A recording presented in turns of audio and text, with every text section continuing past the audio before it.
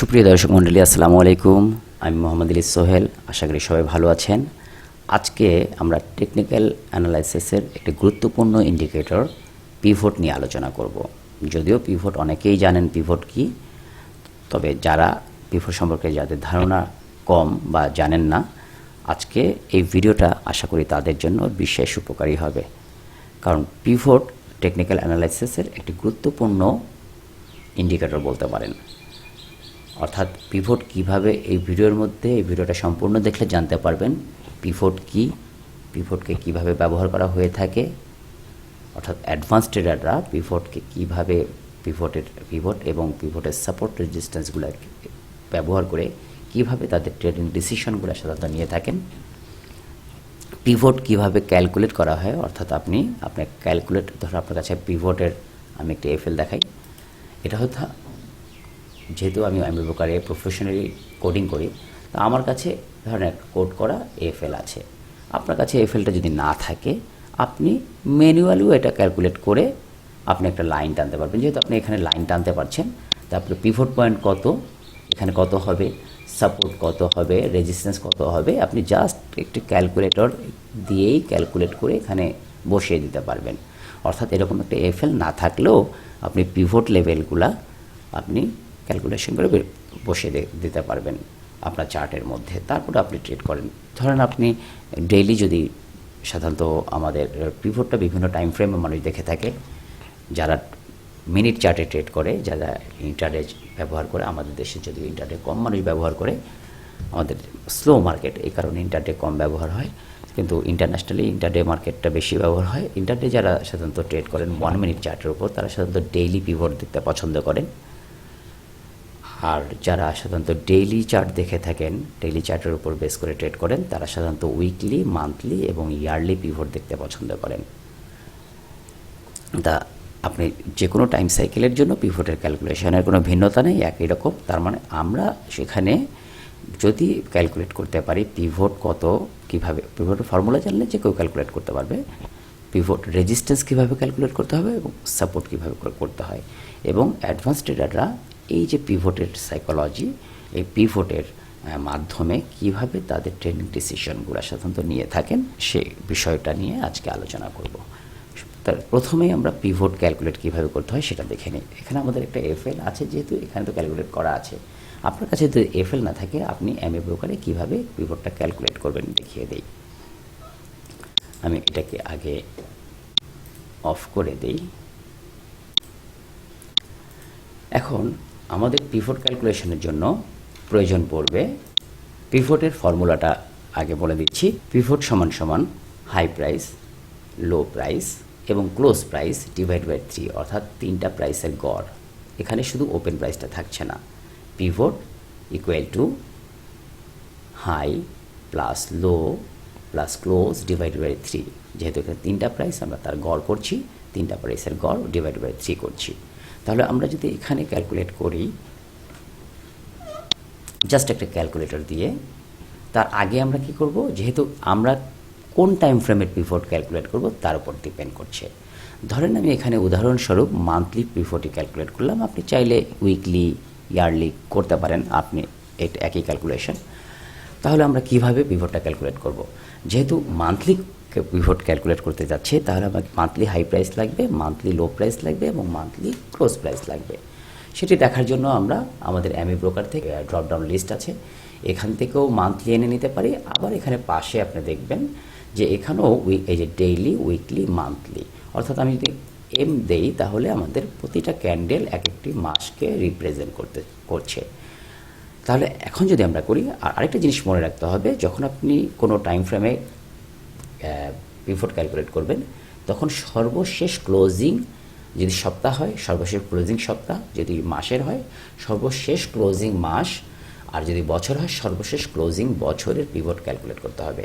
কারণ রানিং মাসটা চলছে, সেটা তো ক্লোজ হয় নাই, তাহলে ক্লোজ প্রাইসটা তো অসম্পূর্ণ রয়ে গেল। হ্যাঁ, তা এই জন্য সর্বশেষ ক্লোজিং অর্থাৎ আমাদের প্রাইস আমরা দেখতে পাচ্ছি, আমরা এখন জুন মাসের 6 তারিখ পর্যন্ত ডেটা আপডেট আছে। তাহলে জুন মাসের যেহেতু 6 তারিখে জুন মাসের ক্লোজ প্রাইস এখনও হয় নাই, এ মাসের শেষে হবে জুন মাসের ক্লোজ প্রাইস। সুতরাং এটা আমাদের ক্লোজিং মাস না। তাহলে ক্লোজিং মাস কি? তার আগের মাস। কোন মাসটা? মে মাস। তাহলে আমরা এখানে পিভট মান্থলি ক্যালকুলেট করলে আমরা মে মাসের পিভটকে ক্যালকুলেট করতে পারবো। তার মানে আমাদের মে মাসের পিভটই এখন ক্যালকুলেট করা যাবে। তো যদি সেটা আমরা ক্যালকুলেট করি, মে মাসের হাই প্রাইস লাগবে, মে মাসের লো প্রাইস লাগবে, আর মে মাসের ক্লোজ প্রাইস লাগবে ডিভাইড বাই 3। আসেন আমরা প্রথমে হাই প্রাইস আর লো প্রাইসগুলা আমরা এখানে জাস্ট একটা লাইন টেনে রাখি। আমরা মে মাসের হাই প্রাইস কত দেখছি? 5771। 5771 আমরা এখানে দিয়ে দিই। তাহলে মে মাসের আমরা দেখতে পাচ্ছি, একটু বড় করে দিই, মে মাসের হাই প্রাইসের উপর এটা চলে আসছে লাইনটা। আমরা যখন আরেকটা লাইন নিব, এখন মে মাসের লো প্রাইস কত ছিল যদি আমরা এখানে কার্সর রেখে আমরা দেখি 5205.71। 5205.71 যদি এখানে আমরা দিই তাহলে 5271 এখানে আসছে। আর যেহেতু এটা নেগেটিভ ক্যান্ডেল, সে ক্লোজ প্রাইস তো নিচে, ওপেন প্রাইস তো উপরে। তো আমরা এখানে যদি দেখি ক্লোজিং প্রাইস, তাহলে আমাদের ক্লোজিং প্রাইস কত ছিল? এখানে কার্সার রেখে দেখতে হবে। ক্লোজ 5251.96, 5251.96,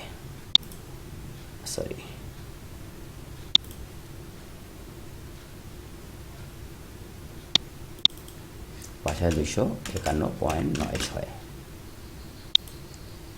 তাহলে আমরা তিনটা ভ্যালু পেয়ে গেলাম মাসের, হাই, লো এবং ক্লোজ। তাহলে এই তিনটার গড় করতে হবে, অর্থাৎ 3 দিয়ে ভাগ দিতে হবে যোগ দিয়ে এদেরকে। আমরা তাই করি।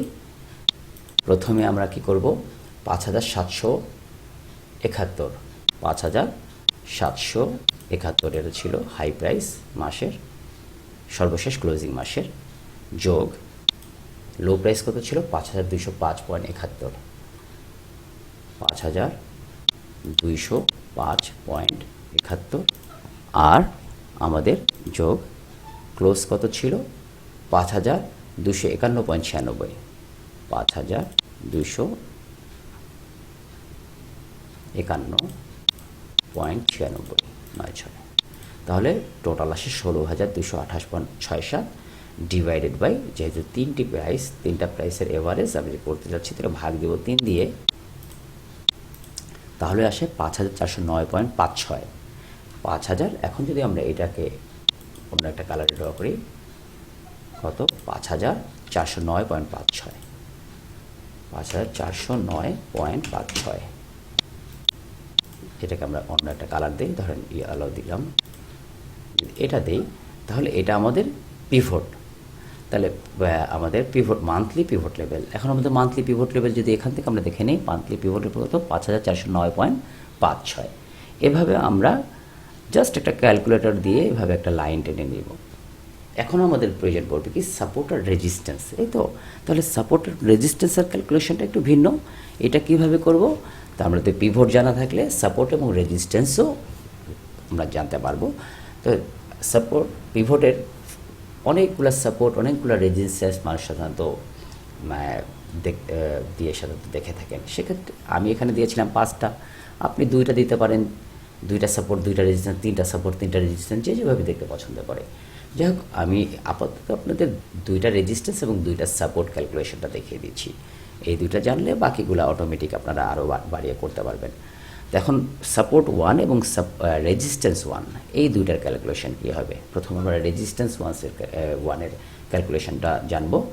রেজিস্ট্যান্স 1 সমান পিভট মাল্টিপ্লাই 2, অর্থাৎ পিভটকে 2 দিয়ে গুণ দিবেন, দ্বিগুণ করবেন, মাইনাস লো মান্থলি। এখানে যেহেতু মান্থলি পিভট, মান্থলি লো, তাহলে আমরা যদি সেটা করি, পিভট কত? 5409 মাল্টিপ্লাই 2, অর্থাৎ আমরা পিভট পয়েন্টকে 2 দিয়ে গুণ দিব। আপনি এটা গুগলে সার্চ করলেও পিভটের ক্যালকুলেশন পেয়ে যাবেন।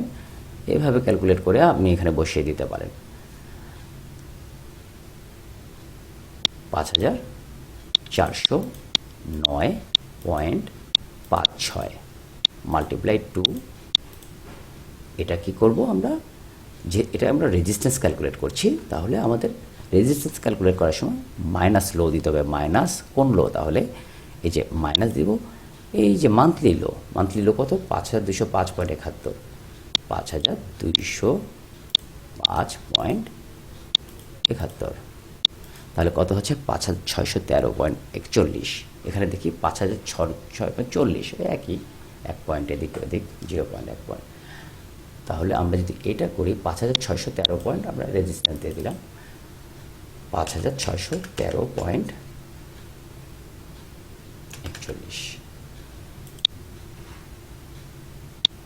এটা ধরেন হোয়াইট কালার দিলাম। তাহলে এটা আমরা মান্থলি পিভট পেলাম, এটা মান্থলি পিভটের রেজিস্ট্যান্স 1 পেলাম। ওকে, এটা আমরা সাপোর্ট 1 দিব। সাপোর্ট 1-এর সূত্রটা একটু অপোজিট, একই রকম অপোজিট।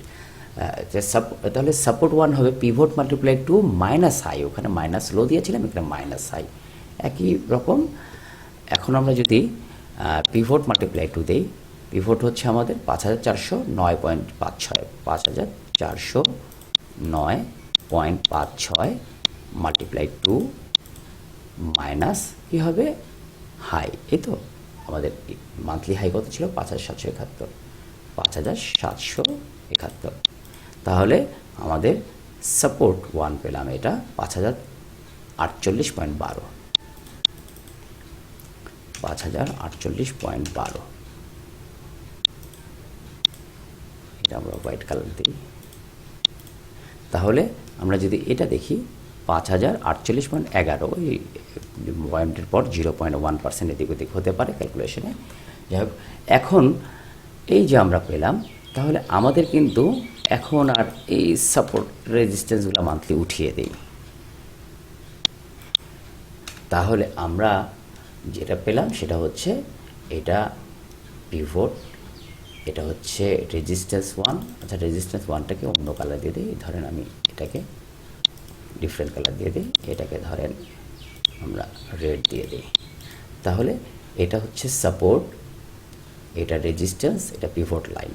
এখন এখান থেকে প্রাইস যখন আমরা যদি এখন ডেইলিতে গিয়ে দেখি আমাদের প্রাইস রেঞ্জ কোন দিকে আছে, অর্থাৎ আমাদের মার্কেটটা এখানে আছে, পিভটের নিচে আছে, রেজিস্ট্যান্স এই সাপোর্ট 1-এর ওপরে আছে, অর্থাৎ এটা আছে সাপোর্ট 1 এবং পিভট লাইনের মাঝামাঝি, আর রেজিস্ট্যান্স ওপরে আছে।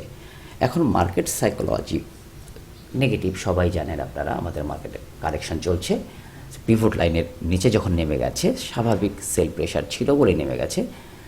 পিভট লাইনটা আমরা কি ধরি? একটা স্ট্যান্ডার্ড প্রাইস হিসেবে ধরি, অর্থাৎ এখানে মান্থলি ধরা হচ্ছে, সেই হিসেবে মান্থলি একটা স্ট্যান্ডার্ড প্রাইস। তার মানে একটা স্ট্যান্ডার্ড প্রাইসের নিচে মার্কেট নেমে গেছে, তারপরে নিশ্চয়ই সেলারদের এখানে ইনভলভনেস বেশি বায়ারদের তুলনায়, যার কারণে মার্কেট নেমে গেছে। তা মার্কেট সাইকোলজি কখন পজিটিভ ভাববো? অন্তত মার্কেটকে পিভট লাইনের ওপরে যেতে হবে, অর্থাৎ এখান থেকে ঘুরলে পিভট লাইনের ওপরে যেতে হবে। তাহলে আমরা ধরে নিব মার্কেট এখন শক্তিশালী, অর্থাৎ পিভট লাইনের ওপরে মার্কেট ট্রেড হচ্ছে। তারপরে আমাদের টার্গেট থাকবে পর্যায়ক্রমে রেজিস্ট্যান্স 1, রেজিস্ট্যান্স 2, রেজিস্ট্যান্স 3, রেজিস্ট্যান্স 4, আপনি যেভাবে দেখতে পছন্দ করেন রেজিস্ট্যান্স যতগুলো। একইভাবে মার্কেট সাইকোলজি নেগেটিভ হয়, তাহলে পিভটের ওপরে মার্কেট সাস্টেন করবে না, পিভটের নিচেই মার্কেট থাকবে। শুধু পিভটের নিচেই না, যদি মার্কেট সাইকোলজি আরও নেগেটিভ হয়, মার্কেটে আরও সেল প্রেশার আসে, তাহলে পর্যায়ক্রমে এই সাপোর্টগুলো ব্রেক করতে থাকবে। পর্যায়ক্রমে সাপোর্ট 1, সাপোর্ট 2, সাপোর্ট 3, সাপোর্ট 4। তো এখন এই যে হয় একটা অ্যানালিস্ট যখন সে অ্যাডভান্স ওয়েতে যখন একটু ভাববেন, তখন স্বাভাবিকভাবে মার্কেট কখন আপনি মার্কেটে ঢুকতে পছন্দ করবেন? যখন মার্কেট বাড়ছে, মার্কেট সাইকোলজি পজিটিভ। আমাদের যেহেতু শর্ট সেলিং নেই, তাহলে আমাদের ক্ষেত্রে মার্কেট বাড়লেই আমরা মুনাফা করতে পারবো, মার্কেট কমলে আমাদের লস হবে যদি হাতে শেয়ার থাকে। তা সেই ক্ষেত্রে আপনি শেয়ার হোল্ড করতে তখন পছন্দ করবেন যখন আপনার শেয়ারটা বৃদ্ধি পাচ্ছে। তা পিভট লাইনের নিচে যখন আপনার ট্রেড হয়, দ্য ডিসকাউন্ট প্রাইসে ট্রেড হয়, এটা আপনার নিচেও ট্রেড করা যায়, এমন না যে নিচে ট্রেড করা যায় না। পিভট লাইনের ধরেন আপনি মনে করলেন যে সাপোর্ট লাইনে এসে পড়েছে, সাপোর্ট লাইনের এখানে বাধা পেয়েছে, একটা রিভার্সাল সাইন এসেছে, এটা হয়তো নিচে ব্রেক করলে আপনি স্টপ লস দিবেন, আর তা না হলে আপনার টার্গেট হচ্ছে পিভট পর্যন্ত, হয়তো এটা রিভার্স করতে পারে। এরকমভাবে পিভটের নিচেও এসে ট্রেড করা যায়, অর্থাৎ এই প্রাইসটা যদি এমন আসে, এখান থেকে প্রাইস এখানে হয়ে এখানে হয়তো কিছু দিন সাস্টেইন করছে, তারপর এখানে এসে যদি এখানে কোনো রিভার্সাল সাইন পান, তাহলে কি হতে পারে, আবার এই পিভট পর্যন্ত প্রাইস আসতে পারে, পিভটের উপরেও যেতে পারে। তো প্রাইমারি টার্গেট হচ্ছে পিভট পর্যন্ত আসতে পারে, অথবা কী করতে পারে, প্রাইস এটা ব্রেক করে নিচে নেমে যেতে পারে। যদি এখানে আপনি কোনো রিভার্সাল সাইন পান, ধরেন আপনি এখানে যদি এন্ট্রি দেনও, আপনার টার্গেট এখানে থাকবে, অথবা স্টপ লস থাকবে এই পিভটের সাপোর্টের নিচে। এইভাবেই সাধারণত অ্যাডভান্স ট্রেডাররা তাদের ট্রেডিং ডিসিশনগুলো এবং স্টপ লসগুলো নিয়ে থাকেন। একইভাবে এইটার উপরে যখন যাবে, তখন পিভট ব্রেক করলো, পজিটিভ সাইন, কিন্তু এমনও হতে পারে রেজিস্ট্যান্স এখানে পেয়ে এখানে আবার নিচে নেমে যেতে পারে। তো এইখানে যদি কেউ বাইও করে, কথার কথা এখানে এসে এটা ব্রেকআউটে, তার তো এখানে যখন নিচে নেমে যাবে তখন তো তার স্টপ লস দিতে হবে, কারণ শেয়ার প্রাইস তো যে কোনো জায়গায় যেতে পারে। তো এখানে আপনাদের টার্গেট থাকবে, এই জন্য পিভট পয়েন্টগুলো যখন সাপোর্ট রেজিস্ট্যান্সগুলো থাকবে, তখন আপনার প্রত্যেকটা লেভেল যখন আপনার ড্র করা থাকবে, আপনি প্রেডিক্ট করতে সহজ হবে আপনি কোথায় ঢুকছেন আর কোথায় আপনার স্টপ লস, কতটুকু আপনার টার্গেট, কতটুকু মানে কোন প্রাইসটার নিচে নেমে গেলে ভ্যালিড একটা সাপোর্ট এবং ভ্যালিড একটা রেজিস্ট্যান্স সময়ের ভিত্তিতে পাচ্ছেন, অর্থাৎ মান্থলি দেখলে মান্থলি, উইকলি, শর্ট টাইম ফ্রেমে দেখতে চাইলে উইকলি।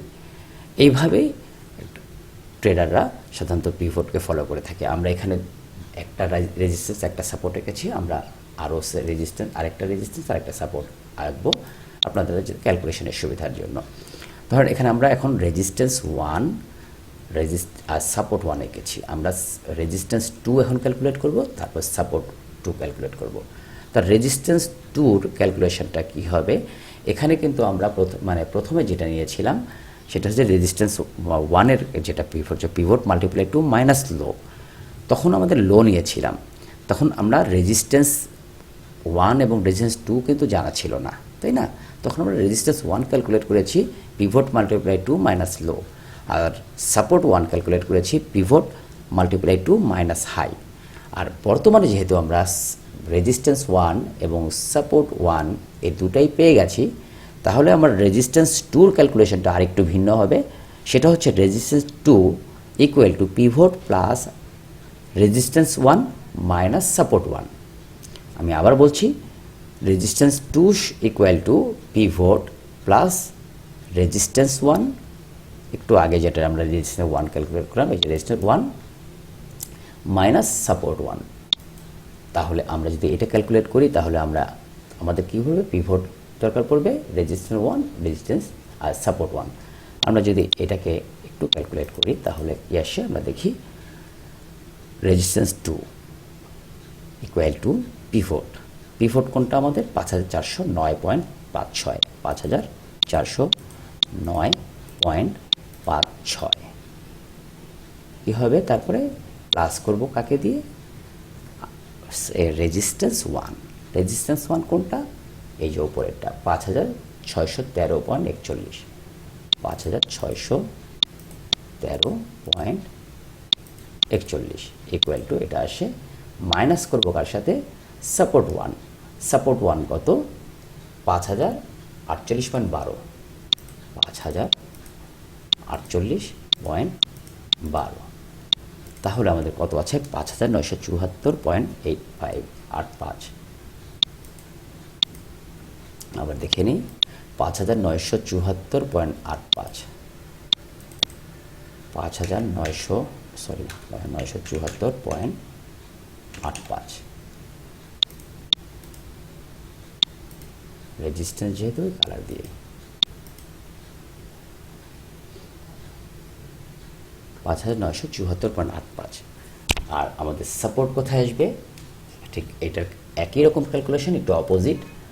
তার এটা হবে সাপোর্ট 2 সমান পিভট মাইনাস, তখন কী করেছিলাম, পিভট প্লাস রেজিস্ট্যান্স 1 দিয়েছিলাম, এখন অপোজিট হয়ে যাবে, পিভট মাইনাস রেজিস্ট্যান্স 1, আর তখন দিয়েছিলাম pivot plus resistance 1 minus support 1, ঠিক opposite pivot minus resistance 1 plus support 1।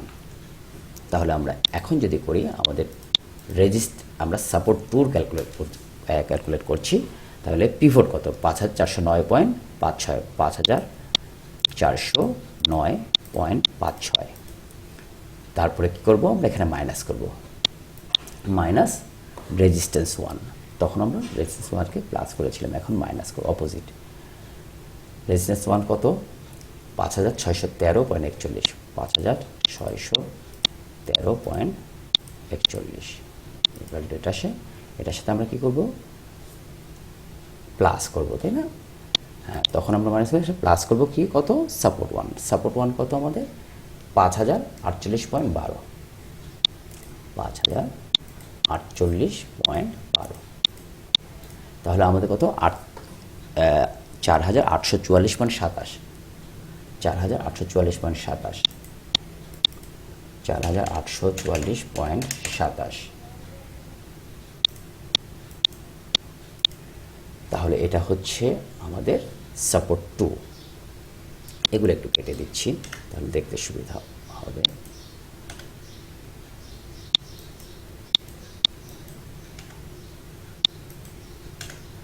এখন আমরা একটু মিলিয়ে দেখি, আমাদের যেহেতু এখানে সাপোর্ট 1 সবই আমাদের আঁকা আছে, তাহলে আমরা একটু যদি এটার সাথে মিলিয়ে দেখি আমাদের পয়েন্টগুলোর সাথে মিলে কিনা দেখবো আমরা।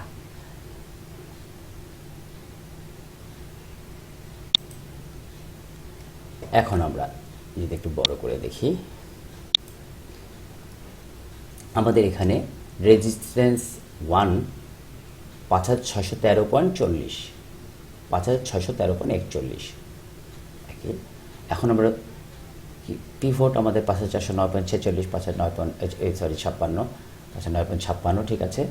তারপরে আমাদের সাপোর্ট 1 আমাদের এখানে ড্র আছে, এই যে এখানে দেখাচ্ছে 5048.11, আমাদের এখানে 5048.12, এই পয়েন্টের পরে 0.1 এদিক ওদিক হতে পারে ক্যালকুলেশনে। আর এদিকে হচ্ছে 5844.28, 5844.27, 0.1% ডিস্টেন্স আছে। যাই হোক, এই যে আমরা আঁকলাম, তাহলে আমরা বুঝতে পারছি যে আমাদের এই সাপোর্ট 1 রেজিস্ট্যান্স 1গুলা আমরা ঠিক মতো ক্যালকুলেট করেছি।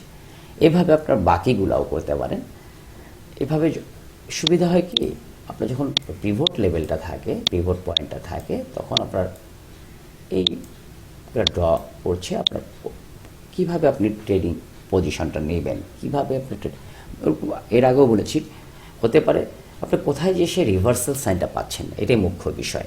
মার্কেট সবসময় রিভার্স করার সম্ভাবনা তৈরি হয় না, কিন্তু যেখানে রিভার্স করার সম্ভাবনা, যেমন এখানে একটি রিভার্স করার সম্ভাবনা তৈরি হয়েছে, আপনারা দেখতে পাচ্ছেন।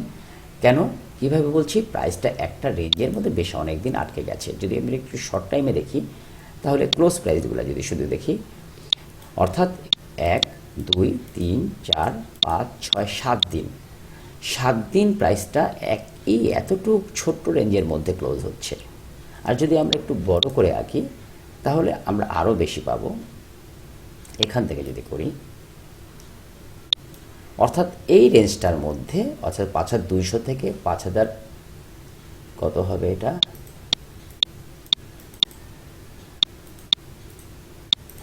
5317, 5200 থেকে 5317, এই যে আপনার 117 রেঞ্জের এই পয়েন্টের মধ্যে আমাদের কতদিন ক্লোজ হয়েছে প্রাইস, 1 দিন, 2 দিন, 3 4 5 6 7 8 9 10 11।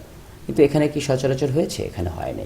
এই যে 11 দিন প্রাইস একটা ছোট্ট রেঞ্জের মধ্যে আছে, এটা one kind of reversal sign. সাথে আমরা এখানে একটা হ্যামার ক্যান্ডেল দেখতে পাচ্ছি, এটা একটা পজিটিভ সাইন। এমন না যে সবসময় এরকম হলেই যে উপরেই যাবে, তার কোনো গ্যারেন্টি নেই। প্রাইস আবার এখানে সেল প্রেশার এসে আবারও নিচে যেতে পারে। তবে এটা একটা যে রিভার্সাল সাইন, একটা সংকেত দিচ্ছে, এটা একটা সম্ভাবনা তৈরি হয়েছে। তো এই সম্ভাবনাটা কনফার্মেশন আসবে কখন, যখন এখানে একটা স্ট্রং পজিটিভ ক্যান্ডেল পাবো। হ্যামার ক্যান্ডেল হয়েছে, তার জন্য আমাদের কনফার্মেশন পাবো, একটা পজিটিভ ক্যান্ডেল পাবো, তখন আমার টার্গেটটা কী হতে পারে, তখন টার্গেট হতে পারে এখান থেকে একদম প্রাইমারি টার্গেট হবে, যেহেতু নিয়ারেস্ট কোনটা আমাদের এটা সাপোর্ট 1, যেহেতু আমরা নিচে আছি তাহলে এটা আমাদের জন্য রেজিস্ট্যান্স, তাহলে সাপোর্ট 1 প্রথমে বাধা পড়ার একটা সম্ভাবনা থাকবে। যদি এটা ব্রেক করে তাহলে সাইকোলজি আরও পজিটিভ, মার্কেট পজিটিভই চলছে। তারপরে আমাদের বাধা পাওয়ার সম্ভাবনা থাকবে এই পিভট 5409, এটা ব্রেক করে উপরে উঠলে তখন টার্গেট থাকবে 5613।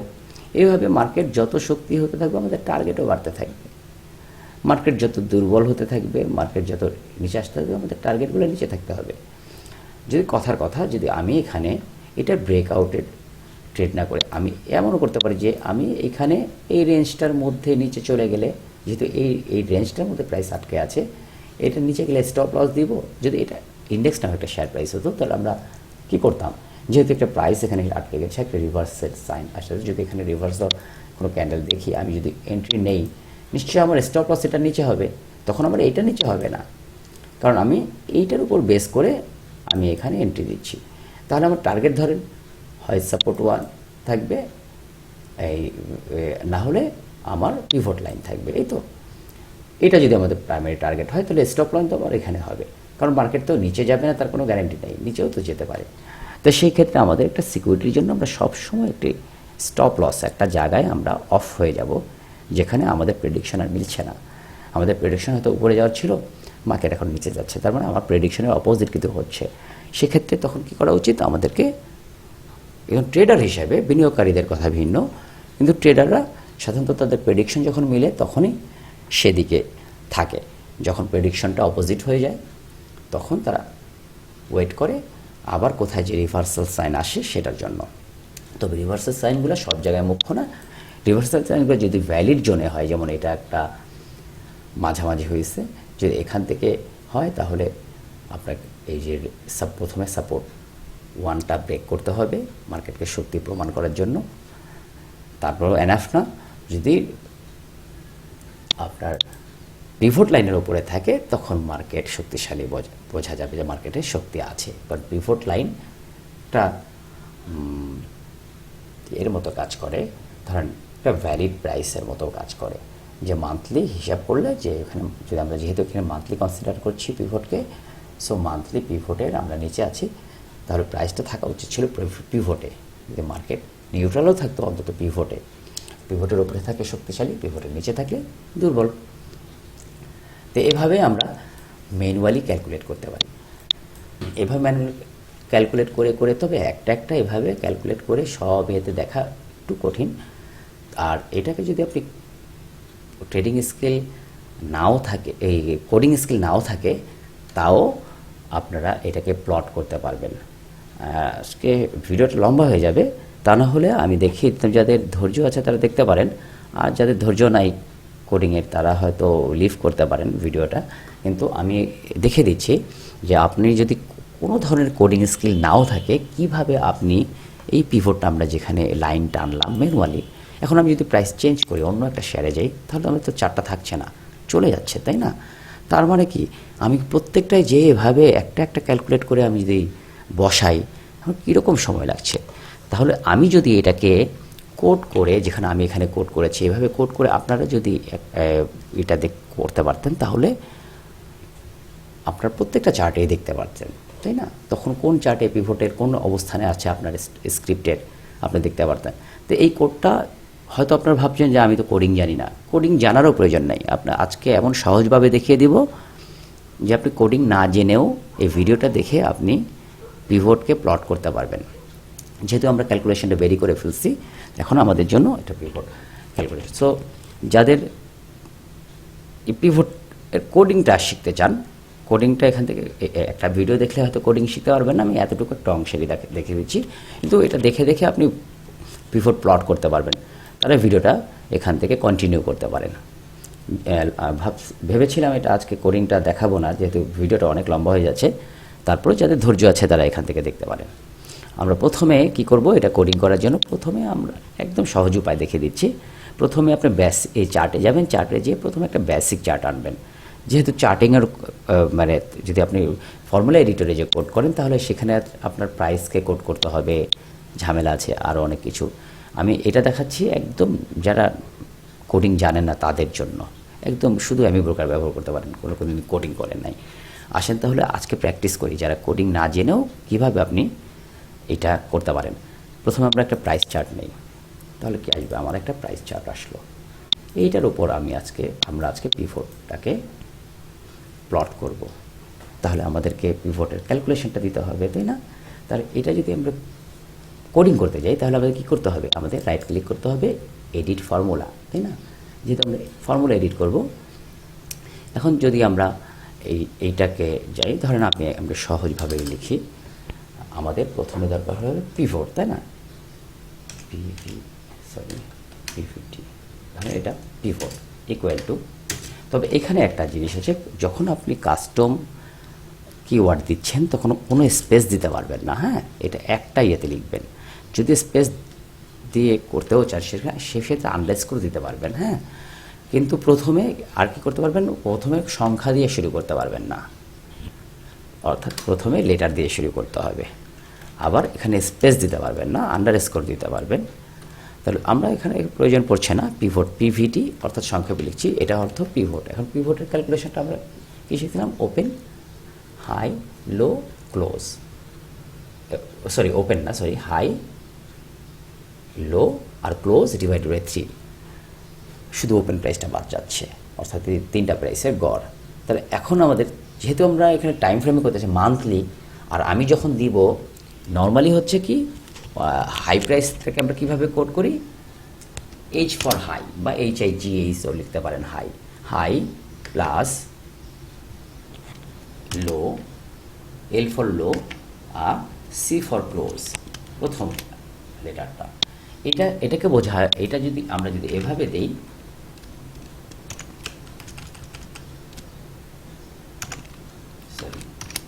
ডিভাইডেড বাই 3, শেষে আমাদের সেমিকোলন দিতে হবে প্রত্যেকটা এসে ব্রোকারের মেনই হচ্ছে যে শেষে সেমিকোলন দিতে হবে।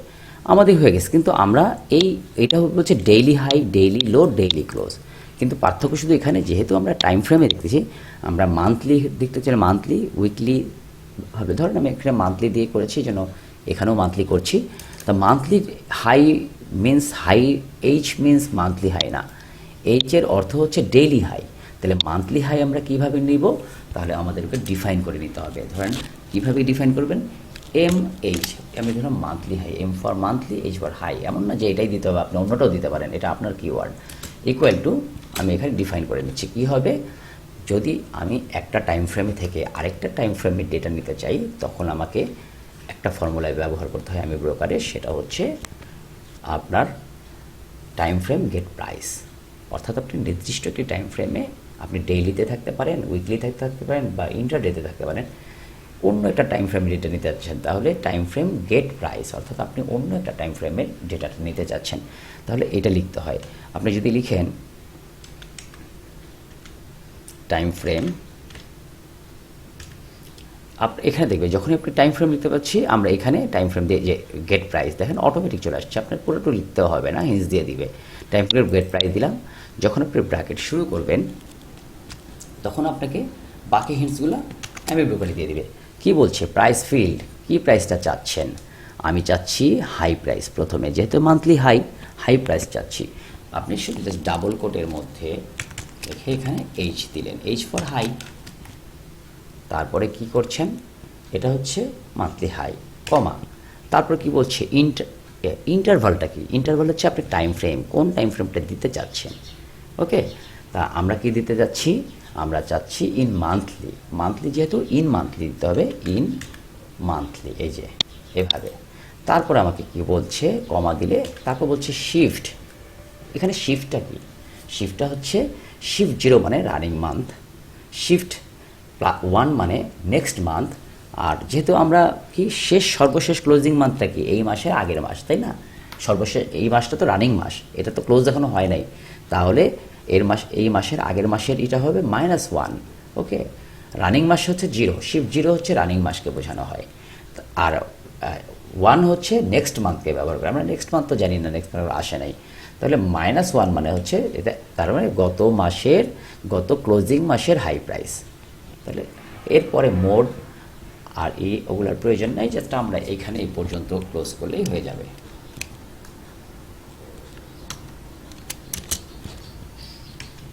এটা দিলাম কি আমরা, এটা আমরা হাই প্রাইসটা করে, যখন হাই প্রাইস পেয়ে যাবো এটা কপি করে লো ক্লোজও একদম সহজ, একই রকমই হবে।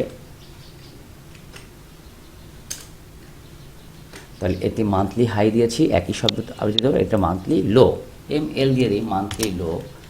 আর এখানে এইচের জায়গায় কী হবে, তাহলে এল হবে, ছোটো হাতের বড় হাতের কোনো ব্যাপার না, আপনার দিলেই হবে। তাহলে মান্থলি লো। আর এটা যে মান্থলি ক্লোজ, MC দিয়ে দিই বোঝার জন্য, MC। তাহলে এখানে এইটা আপনার কিওয়ার্ড, আপনি কি লিখবেন, আপনার নামও লিখতে পারেন, কোনো সমস্যা নেই। অর্থাৎ এটা আপনি এইটা সমান সমান ডিফাইন করছেন, কিন্তু এই কোডটা হচ্ছে এমএ ব্রোকার রিজার্ভ কোড, এটা ঠিক মতো দিতে হবে। তাহলে এখানে হাই, এখানে লো, এটা ক্লোজ। তাহলে আমরা ডিফাইন করে ফেলেছি মান্থলি হাই কি, মান্থলি লো কি, ক্লোজ কি, তাই না? তাহলে আমরা যখন এটা করব, কারণ টাইম ফ্রেম গেট প্রাইস, আমরা আছি ডেইলি টাইম ফ্রেমে, এটা ডেইলি ডেটা, আমরা এখন ডেইলি টাইম ফ্রেমে থাকবো, অর্থাৎ আমরা ডেইলিতে ডেটা দেখব, কিন্তু আমরা নিচ্ছি মান্থলি হাই, মান্থলি লো, মান্থলি ক্লোজ প্রাইস, এই জন্য টাইম ফ্রেম গেট প্রাইসটা ব্যবহার করা হয়েছে। আচ্ছা, এখন আমাদের যেহেতু তাহলে আমাদেরকে এই হাইয়ের পরিবর্তে কী হবে, এটা হবে মান্থলি হাই, এটা রিপ্লেস করে দিব। মান্থলি লো কোনটা হবে, এটা শুধু এলের পরিবর্তে মান্থলি লোটা রিপ্লেস করব। আর ক্লোজটাকে মান্থলি ক্লোজ, তাই না, বর্তমান ক্লোজ না, ডেইলি ক্লোজ না, মান্থলি ক্লোজ। তাহলে আমাকে পেস্ট, তাহলে ডিভাইডেড বাই 3, আমরা তাহলে পিভট পেয়ে গেলাম। যখন আমরা পিভট পেয়ে গেলাম, তখন আমরা পিভট প্লট করতে পারবো। ধরুন আমি পিভট পেয়ে গেছি, এখন আমি যদি প্লট করি, প্লট করার সময় অর্থাৎ আমি লাইনটা ড্র করতে যাচ্ছি কোডিং করে, নট ম্যানুয়ালি। তাহলে আমি একটা যদি ম্যানুয়ালি করি, তাহলে পরবর্তীতে আরেকটা স্ট্রকে গেলে আমি এটা পাচ্ছি না, এই জন্য আমি প্লট করছি। প্লট করলে প্লট লিখে দিতে হয়, তারপরে আমার ব্র্যাকেট দিয়ে শুরু করতে হবে। অ্যারে চাচ্ছি, অ্যারেটা এখানে কি, আমি চাচ্ছি পিভটকে প্লট করতে, পিভট কপি এখানে দিয়ে দিলাম, তারপরে কমা, আমার কিছু নেম, আপনি নেম লিখতেও পারেন, নাও লিখতে পারেন, ধরুন আমি ডাবল কোটে পিভট লিখে দিলাম, তারপরে কমা, তারপরে কালার বলছে কি কালার দিতে চান, আমি ধরেন কালার ইয়েলোই দিই, কালার ইয়েলো, এই এখানে আপনার হিন্স দেখাবে সবগুলা, কমা। এবারে বলছে কি স্টাইলটা কি হবে, যেহেতু আমি এখানে লাইন চার্ট দেখতে চাচ্ছি, পিভটটা লাইন চার্টে আসুক, স্টাইল লাইন, স্টাইল লাইন, বাস। এখানে আমরা ক্লোজ করে দিব, বাকিগুলো আমাদের এখানে প্রয়োজন নাই। তাহলে আমাকে পিভটটা লাইন চার্টে হয়ে যাবে। তাহলে আমাদের এর আগে পয়েন্ট পেয়েছিলাম 5409.56, তাই হয়ে গেছে, একটা লাইন চার্ট ড্র হয়ে গেছে, এটা পিভটের লাইন চার্ট। এখন আমরা রেজিস্ট্যান্স, একটা রেজিস্ট্যান্স 1, একইভাবে যদি প্রায় রেজিস্ট্যান্স, আর হচ্ছে আমরা কি করব, সাপোর্ট 1, তাহলে এখানে একই ক্যালকুলেশনটা যেটা আমরা করেছিলাম এখানে দেখিয়ে দিব। তাহলে রেজিস্ট্যান্স 1-এর ক্যালকুলেশনটা কি, আমরা দিব R1 দেই ইকুয়াল টু মানে রেজিস্ট্যান্স 1। রেজিস্ট্যান্স 1-এর ক্যালকুলেশনটা আপনাদের মনে আছে, একটু কিছুক্ষণ আগে আমি বলেছি, মনে না থাকলে আবার বলে দিচ্ছি। রেজিস্ট্যান্স 1 হচ্ছে পিভট মাল্টিপ্লাই 2, তাহলে আমরা ব্র্যাকেট দেই, যেহেতু আমরা এখানে মাইনাস লো, যেহেতু দুইটা আগে আমরা মাল্টিপ্লিকেশনের কাজটা করে দেব। ধরেন আমি এখানে ব্র্যাকেট দিয়ে শুরু করছি, পিভটটা কোথায়, এখন আমরা পিভট পেয়েছি, পিভট পেয়ে গেছি না, তাহলে এই পিভিটি কপি করব, এটাই অর্থত পিভট। তাহলে মাল্টিপ্লাই 2, ব্র্যাকেট শেষ করি, তারপরে কি বলছে, মাইনাস লো, এটা রেজিস্ট্যান্স 1 মাইনাস লো, কোন লো, এখানে এই যে মান্থলি লো, তাই না, এখানে তো ডেইলি লো দিলে হবে না, যেহেতু মান্থলি পিভট আমরা দেখতে পাচ্ছি, তাহলে মান্থলি লোই দিতে হবে। এখন এটা হয়ে গেল আমার সেমিকোলন, সবসময় সেমিকোলনটা মনে রাখবেন, এমএ ব্রোকারে কোড করতে গেলে শেষে সেমিকোলন লাগবে। এখন আমরা যখন এটা করে ফেললাম, তখন আমরা, তাহলে যেহেতু আমি রেজিস্ট্যান্স 1 পেয়ে গেছি, তাহলে একইভাবে আমি এইখানে যে প্লটটাকে কপি করব, তাহলে আমরা রেজিস্ট্যান্স 1 ক্যালকুলেট করে ফেলছি, যখন এটা প্লট করতে পারবো কন্ট্রোল ভি, শুধু পিভটের জায়গায় কি দিয়ে দিব রেজিস্ট্যান্স R1, কপি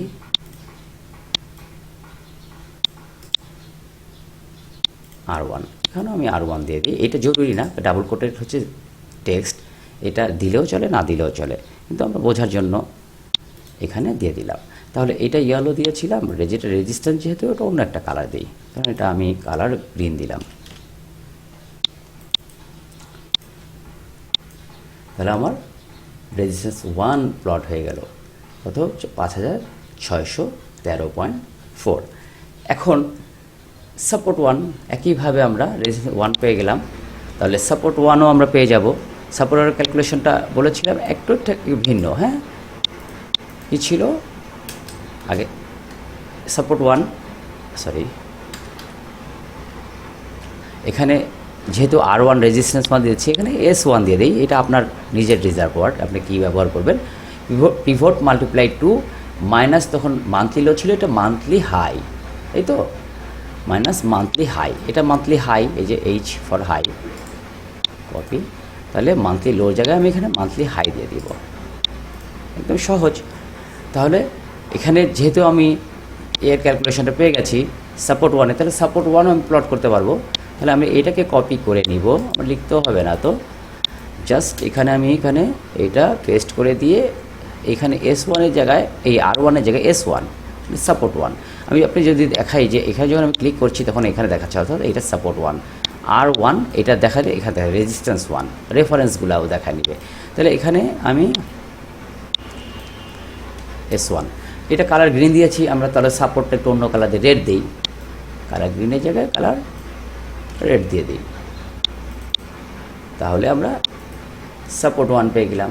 এইভাবে আমাদের তাহলে কী হবে, এটা আমরা সাপোর্ট 1 রেজিস্ট্যান্স 1 পেয়ে গেলাম, পিভট পেয়ে গেলাম। আমরা আরেকটা, এখানে তো অনেক যেহেতু অনেক সময় লেগে যাচ্ছে, আমি এখানে আরেকটা সাপোর্ট আরেকটা রেজিস্ট্যান্স, অর্থাৎ সাপোর্ট 2 রেজিস্ট্যান্স 2 আমরা করব। তাহলে এখন যদি আমাদের, এর আগে বলেছিলাম যে এটার কোডটা একটু ভিন্ন, সাপোর্ট রেজিস্ট্যান্স 1 আর সাপোর্ট 1-এর কোড থেকে এটা একটু ভিন্ন। তাহলে কী করতে হবে, তাহলে আমাকে R2 রেজিস্ট্যান্স 2 ইকুয়াল টু কী লিখব, পিভট প্লাস রেজিস্ট্যান্স 1, তাহলে পিভট পিভিটি ফর পিভট, এই যে আমরা কি পিভট মেনশন করেছিলাম পিভিটি দিয়ে, তাই না, তো ওইটাই দিতে হবে, অন্য এই দিলে হবে না। পিভট প্লাস কত রেজিস্ট্যান্স 1, রেজিস্ট্যান্স 1 কোনটা, এই যে রেজিস্ট্যান্স R1 আমরা মেনশন করে ফেলছি, এটা তাহলে R1 ফর রেজিস্ট্যান্স 1, রেজিস্ট্যান্স 1, এটা দিয়ে আমরা একটু ব্র্যাকেট দিয়ে নেই, সুবিধা হবে। মাইনাস কী হবে, সাপোর্ট 1, S1 ফর সাপোর্ট 1, এই যে এখানে আমরা দিয়েছিলাম, এটাও মেনশন করেছিলাম, তাহলে সাপোর্ট 1, তাহলে আমরা রেজিস্ট্যান্স 2-র কোড পেয়ে গেলাম। তাহলে সাপোর্ট 2 কোডটা কী হবে, S2, ঠিক অপোজিট, এর আগে আমরা বলেছিলাম শুধু প্লাসের জায়গায় মাইনাস, মাইনাসের জায়গায় প্লাস, এই তো, এটা আমরা তাহলে কপি করি,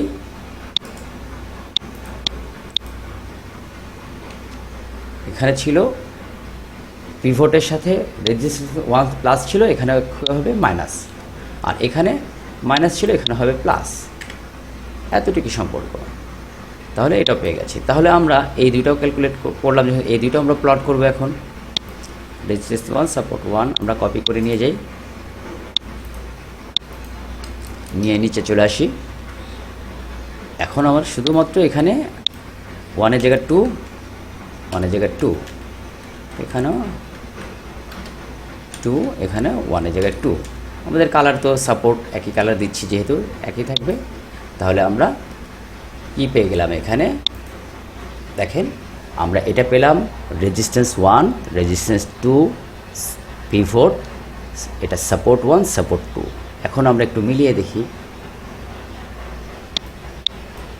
আমাদের ওইটার সাথে,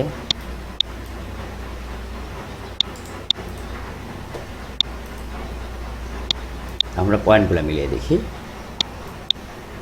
সাপোর্ট 2 5974.85,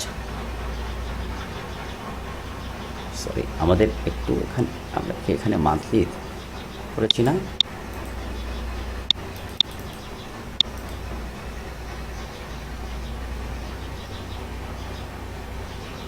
আচ্ছা, আমরা এদিকে দেখি pivot 5409.56, 5904.56, resistance 5613.41, resistance 1 5613.41, support 1 5048.11, support 1 5048.11, এখন সাপোর্ট 2 5444.27, হ্যাঁ 5844.27, আর রেজিস্ট্যান্স 2, ও আচ্ছা এইটা রেজিস্ট্যান্স 2 হচ্ছে 5613. সরি, এখানে দেখে নিই ভালো করে।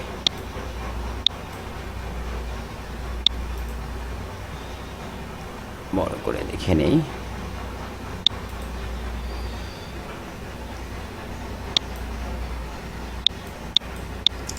এগুলা ডিলিট করে নেই। 2 হচ্ছে 5974.85, 5974.85, হ্যাঁ ঠিকই আছে 5974.85। তাহলে আমাদের সবগুলা ঠিক আছে। এখন কি করতে পারছি, এখন আপনি একটা করে যে কোনো স্ক্রিপ্টে আপনি দেখতে পাচ্ছেন, এখন আপনি সব জায়গায় ড্র হয়ে যাচ্ছে, অর্থাৎ এটা মান্থলি। এখন যদি আপনি এটাকে উইকলি করতে চান, ইন মান্থলির জায়গায় ইন উইকলি দিয়ে দিবেন, ইন মান্থলি জায়গায় ইন উইকলি, তাহলে আমাদের উইকলি দেখাবে। যদি আপনি ইয়ারলি দেখতে চান, ইন মান্থলি জায়গায় ইন ইয়ারলি দিয়ে দেবেন, তাহলে আপনি এইভাবে পিভটের সাপোর্ট 1, সাপোর্ট 2, রেজিস্ট্যান্স 1, রেজিস্ট্যান্স 2 আপনি কোড না জেনেও আশা করি ড্র করতে পারবেন, আপনার কোড করতে পারবেন। তখন আপনি সবগুলো দেখতে পারেন, আপনার প্রাইস লেভেল কোথায় আছে। যেমন এটা দেখাচ্ছে এআইএল পিভটের নিচে এতদিন যায় না, এখন পিভটের ওপরেই কিন্তু ছিল, দেখেন পিভটের শক্তিশালী ছিল, হঠাৎ পিভটের নিচে নামছে। এমন না যে নিচে নেমে যাবে, এমন বলছি না, অর্থাৎ এখান থেকে একটা নেগেটিভ সাইন তৈরি হয়েছে, সম্ভাবনা আছে আপনার সাপোর্টের নিচে যাওয়ার। যদি সাপোর্টের নিচে যায় তাহলে নেগেটিভ আরও তৈরি করবে এভাবে। আর যদি এখান থেকে ব্রেক করে আবার উপরে উঠতে পারে, যেমন এখানে আপনার রেজিস্ট্যান্সের নিচে নেমে যে আবার উপরে উঠেছিল, এমনটাও হতে পারে। আবার এখান থেকে রিভার্স করতে পারে, রিভার্স করে অন্যগুলোও যেতে পারে। আবার এখান থেকে সম্ভাবনা তৈরি হয়েছে, যেহেতু পিভট লাইন একটা স্ট্যান্ডার্ড পয়েন্ট, স্ট্যান্ডার্ড লেভেলের উপরে থাকলে মার্কেটের সাইকোলজি পজিটিভ, আর নিচে থাকলে নেগেটিভ। তাহলে নিচে কতটুকু নিচে আছে, কতটুকু পড়েছে তার উপর ডিপেন্ড করে। এটা বিভিন্নভাবে এটা আপনি নিজস্ব ব্যবহার করতে পারেন, নিজস্ব টেকনিকও ব্যবহার করতে পারেন। আমি কিভাবে এটাকে প্লট করতে হয় দেখিয়ে দিলাম, আশা করি এখন আপনারা এটা পারবেন। যদি একটু ভিডিওটা দেখে প্র্যাকটিস করেন, আশা করি এটা প্লট করতে পারবেন, এভাবে দেখতে পারবেন। তবে একটা সমস্যা এটার মধ্যে আছে যে আপনি এভাবে প্রায় সবগুলো স্ক্রিপ্ট ওয়ান বাই ওয়ান দেখতে হচ্ছে। হ্যাঁ, যেমন এখানে আমরা পিভট কোনটা ব্রেকআউট করছি, আমরা অ্যাপেক্স ফুড লাস্ট ট্রেডিং ডেতে 6 জুন পিভটের ওপরে হয়ে গেছে, তার মানে একটা নিচের থেকে এসে পিভটের ওপরে গেছে, একটা পজিটিভ মনে হচ্ছে। তবে রেজিস্ট্যান্স 1-এর উপরে গেলে পর্যায়ক্রমে যখন যাবে তখন আরও জিনিসটা এই হবে। অনেক সময় দেখা যাচ্ছে ব্রেকআউট হয়ে আবার পরে আবার আসতে পারে, কিন্তু এটাও একটা সাইন, এখান থেকে ঘোরার সম্ভাবনা তৈরি হয়েছে। যেমন এখানে এটা পিভটের নিচে আছে, এখানে যখন রিভার্সাল সাইন আসে তখন পিভটের ওপরে যাওয়ার সম্ভাবনা তৈরি হতে পারে। যেমন এগুলো পিভটের নিচে, যখন পিভটের যত ওপরে থাকবে তত আমরা ধরে নিব যে এটাতে বায়ার, স্ট্রং বায়ার, এটার মধ্যে বায়ারের আনাগোনা বেশি। যেমন এখানে একটা তৈরি করছে বেলিজি, এখানে আবার নিচেও আসতে পারে, তারপর মানে আবার রেড কার্ড বাউন্সও কন্টিনিউশন হতে পারে। তারপরেও এখান থেকে একটা সম্ভাবনা তৈরি হয়েছে পিভটের ওপরে যেহেতু এসেছিল যাওয়ার সম্ভাবনা। এখন আমরা এগুলা যদি দেখি, এখন পিভটের নিচে এগুলো আছে, এগুলো পিভটের ওপরে আছে এমন দেখি। যেমন এখানে বিডি থাই পিভটের ওপরে, এখানে ওপরে যেতে পারবে কি না, তারপরে রেজিস্ট্যান্স 1, তারপর রেজিস্ট্যান্স 2 এই পর্যন্ত যেতে পারবে কি না আমরা পরবর্তী বুঝতে পারবো। তো এখানে একটা সম্ভাবনা তৈরি হয়েছে। আমরা সবসময় তো সম্ভাবনা ট্রেড করি, নিশ্চিত তো কোনো পাবেন না। মানে আপনি কখনোই, যেহেতু স্টক মার্কেট আনপ্রেডিক্টেবল, আসলে 100% প্রেডিক্ট করতে পারবেন না।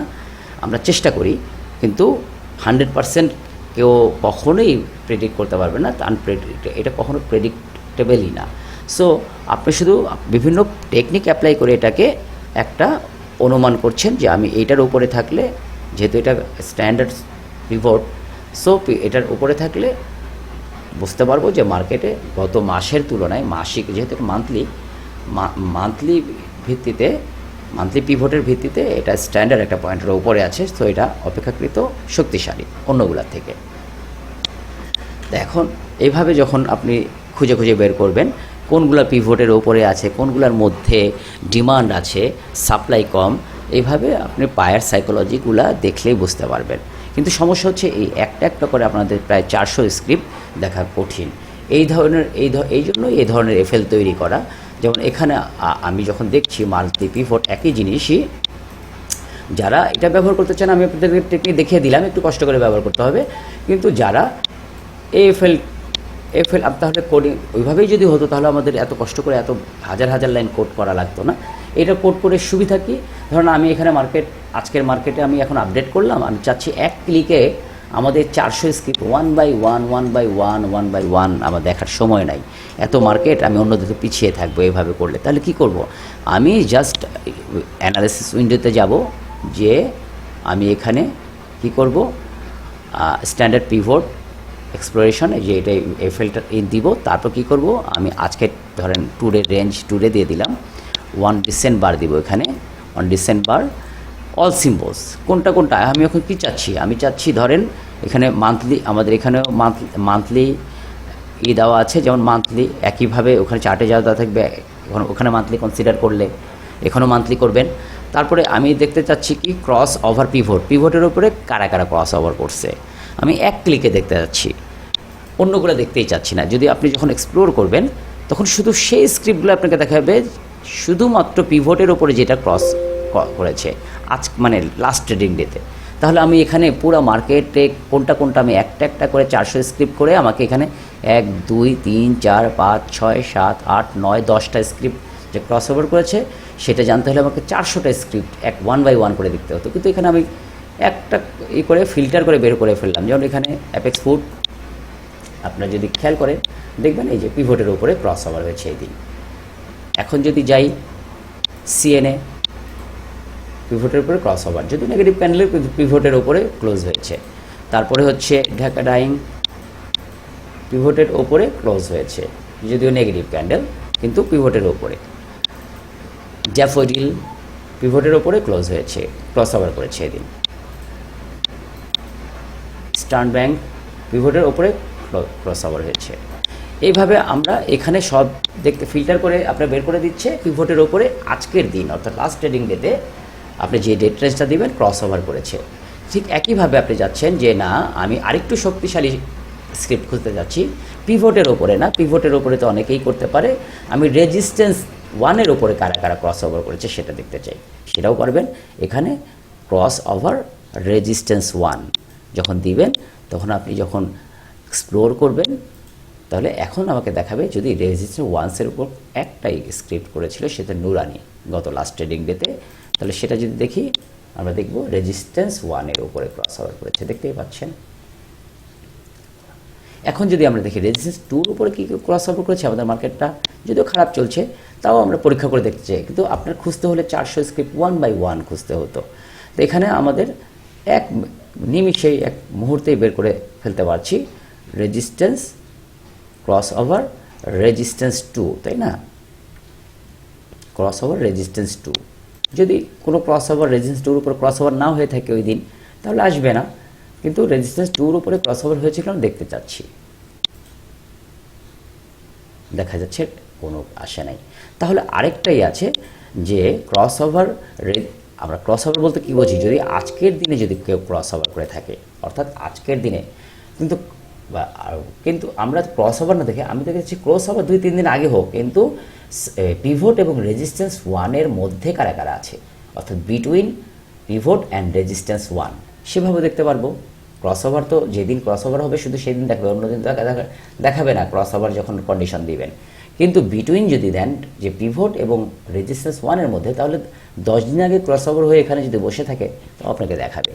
এখন আমরা দেখি সেভাবে আমরা করতে পারবো যে এখন ক্রস ওভার না দিয়ে আমরা করব বিটুইন পিভট অ্যান্ড রেজিস্ট্যান্স 1, অর্থাৎ রেজিস্ট্যান্স 1 এবং পিভটের মাঝামাঝি কোন স্ক্রিপ্টগুলো অবস্থান করছে। হয়তো ক্রস ওভার আজকে হয় নাই, আগে হয়েছে পিভটের, কিন্তু যদি এটা করি, এক্সপ্লোর করি, আমরা দেখতে পাচ্ছি বিটুইন অনেকগুলো স্ক্রিপ্টের মাঝামাঝি বসে আছে।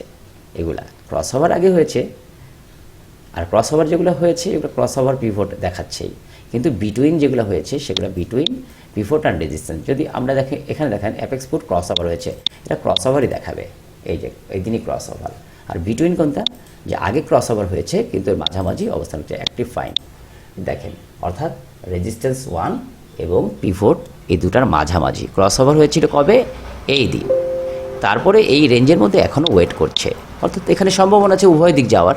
কোন দিকে যাবে তার উপর, কোনটার উপর ডিপেন্ড করে, এদিকে গেলে কন্টিনিউশন, ও যেহেতু ওপরে যাচ্ছে, আর এদিকে গেলে রিভার্স। এখান থেকে যদি বিবেচনা করি তাহলে এটা এদিকে গেলে কন্টিনিউশন, আর এদিকে গেলে রিভার্স। সো এখন কি হতে পারে, এদিকে যেতে পারে, এদিকে যেতে পারে, তা কোনটার উপর ডিপেন্ড করবে, এই দুইটা পয়েন্টে রেজিস্ট্যান্স 1 এবং পিভট। যে দিক থেকে ব্রেক আউট হবে সেদিকে যাওয়ার সম্ভাবনা বেশি থাকবে। একদম সহজ ক্যালকুলেশন, সহজ মানে প্রেডিকশন। তারপরে অনেক কিছু করতে হবে, ফেক ব্রেকআউট হয়ে আবার ব্যাক আসতে পারে। এগুলো তো মার্কেট এত সহজ না, মার্কেট একটু কঠিন থাকবেই, মার্কেট এত একদম প্রেডিক্টেবল না, এই জন্যই বলছি। কিন্তু এটা হচ্ছে জেনারেল সাইকোলজির কথা বলছি। তারপরে তো আপনাকে অবজার্ভ করতে হবে, একটা শেয়ার ট্রেড করতে গিয়ে তো আর ট্রেড কিনে ফেললাম তারপর ঘুমালাম তো চলবে না, আমাকে ওটা অবজার্ভ করতে হবে। যাই হোক, এরপরে আমরা দেখব এফসি অ্যাগ্রো। এফসি অ্যাগ্রো এই প্রাইসের মাঝামাঝি আছে, রেজিস্ট্যান্স 1। এইভাবে আমরা পাচ্ছি কি বিটুইন ইয়েতে সাপোর্ট এবং এরিয়ার ওপর। তাহলে আমাকে পুরো মার্কেট দেখতে হলো না, আমি ফিল্টার করে বেরোচ্ছি। এর পরবর্তীতে কাদের কাদের সম্ভাবনা আছে রেজিস্ট্যান্স 1 ব্রেক করে রেজিস্ট্যান্স 2 বা এইদিকে ব্রেক করার ঝুঁকি আছে, পিভটের নিচে আবার নেমে গেলে তখন আমরা খুঁজবো কী করব, যখন আমরা নেগেটিভ দিব, ধরেন আপনার স্ক্রিপ্ট আছে পিভটের নিচে কারাকারে নেমে গেছে, ক্রস ওভার হয়েছে, তখন আমরা সেটা দিব। নিচে যদি দেখতে চাই, নেগেটিভ দেখতে চাই, ধরেন ক্রস ডাউন পিভট, ওকে, অপোজিট আমরা ক্রস ডাউন পিভট, তাহলে পিভটের নিচে নিচে কারা ক্রস ডাউন করেছে যদি সেটা দেখতে চাই, এক্সপ্লোর করব। তাহলে এই দিন এই কয়টা স্ক্রিপ্ট ক্রস ডাউন পিভট হয়েছে। বেলিজিং, যে আমরা দেখি যে ক্রস ডাউন পিভট উপর, এদিন উপরে ছিল, এদিন নিচে। যদি আমরা এদিকে দেখি Dulamia cotton cross down pivot. যদি আমরা মেঘনা পেট্রোলিয়াম দেখি ক্রস ডাউন, আগের দিন উপরে উঠেছিল যে ক্রস ডাউন পিভট। তারপর যদি পপুলার লাইফ দেখি, আগে ওই দিন ওপরে ছিল, পরের দিন ক্রস ডাউন পিভট। তারপরে SICL ক্রস ডাউন পিভট। এভাবে আমরাও, এটা হচ্ছে সুবিধা, হচ্ছে খুব সহজে, তার এই জন্যই আমরা অ্যাডভান্স লেভেলের কোড করে থাকি খুব ইজিলি। কিন্তু এখানে যখন আপনাদের এটা করে দিলাম সেটার জন্য এখানে তো ফিল্টার করলে আসবে না, কারণ এখানে ফিল্টারের কোনো কোড নাই, আমরা শুধুমাত্র প্লটিং কোড করছি। তার মানে আমরা শুধু এভাবে দেখতে পারবো সবগুলো পয়েন্ট। তারপরে এটা একটু সুবিধা, আপনি একটা একটা করে এভাবে দেখতে হবে, আর ওখানে করলে আমরা মুহূর্তেই করতে পারছি। যে যাই হোক, একটা আপনাদেরকে কোড না জেনেও আপনারা কোড করে দেখুন, চেষ্টা করে, আশা করি পারবেন। খুব সহজ কোড, যেভাবে দেখিয়ে দিয়েছি, যদি ভিডিও দেখে দেখে করেন পারবেন। এইটা করতে একটা কোডিং করার মধ্যে আনন্দও আছে, যখন নিজের কোডটা নিজে করে নেবেন। এভাবেই হয়। একদিন আমরাও প্রথম কোড করেছিলাম, তারপরে আস্তে আস্তে যাত্রা শুরু। এখন প্রফেশনালি কোড করছি। আশা করি আপনাদেরও কোডটা করলে যেই সফটওয়্যারটা ব্যবহার করছেন সেটার কোড জানাটা জরুরি, জানতে পারলে ভালো লাগবে। চেষ্টা করে দেখুন। আর যদি কেউ AFLটা নিতে চান, AFLটা যেহেতু আমি প্রফেশনালি কোড করি, আমাদের ইউটিউব চ্যানেল বা ইয়েতে আসতে পারেন, বা আমার হোয়াটসঅ্যাপে এসেও, এই যেখানে হোয়াটসঅ্যাপ নম্বর দেওয়া আছে, হোয়াটসঅ্যাপ নম্বরে যোগাযোগ করতে পারেন। ওখানে প্রাইসও দেওয়া আছে, ইউটিউব চ্যানেলেও দেওয়া আছে, দেখিয়ে দিই। M B Bakar AFL programmer Bangladesh.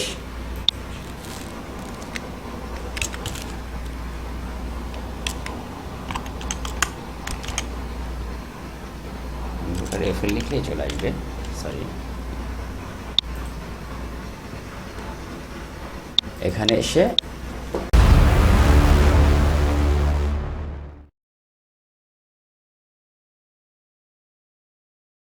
এই যে প্রথম ভিডিও, এটা হচ্ছে ভিডিওতে যাবেন, সর্বশেষ যে ভিডিওটা আপলোড দিয়েছি স্ট্যান্ডার্ড পিভট। এখানে কি কি সুবিধা আছে সব দেওয়া আছে, ইভেন প্রাইস সহ দেওয়া আছে, কি কি সুবিধা আছে সব দেওয়া আছে। সো আশা করি ভিডিওটা মাধ্যমে আপনারা যারা কোডটা করবেন, কোডটা করার মধ্যে আনন্দ আছে, চেষ্টা করবেন কোডটা করার। আর কীভাবে পিভট ক্যালকুলেট করতে হয় সেটা তো বলেই দিলাম। ভিডিওটা লম্বা হয়ে গেছে, কিন্তু আশা করি আপনার জন্য হেল্পফুল হবে। এই প্রশ্নটা করার মূল হচ্ছে আপনারা যখন একটা কোডটা করবেন আপনারা উপকৃত হবেন, তো সেটাই আমাদের আনন্দ। তো ভালো থাকবেন সবাই। আসসালামু আলাইকুম।